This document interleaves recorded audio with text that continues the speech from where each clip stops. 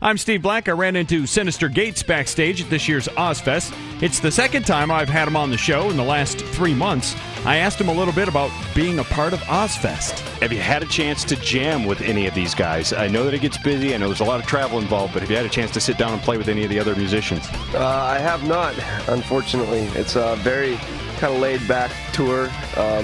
Everybody's kind of a little bit reclusive until everybody gets smashed, and then there's definitely not that much playing involved.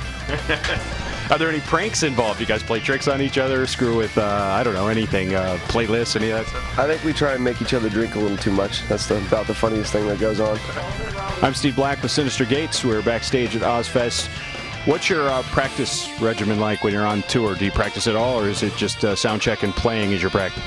I play, as much as I can. I got a busy schedule of stuff I got to do all day, so it's basically 2 hours before the show is my time to get ready and warm up and do all that kind of stuff, and I always say practice what you play. Yeah. You ever get a chance to, as you're watching other bands, go, hey, maybe I should try that guitar or that piece of gear or something that you haven't tried out yet? It's more, stylistic type of stuff.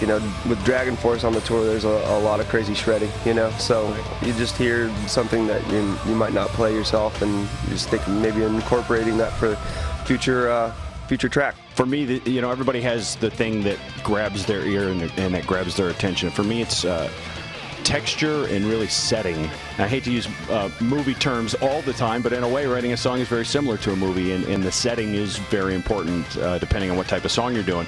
But you guys do both of those things very well. You create a lot of texture, and then the settings are terrific. They really take your mind to, you can close your eyes and you're just there. Well, thank you very much. That's two huge goals of mine to have, I'm sure with all the band as well.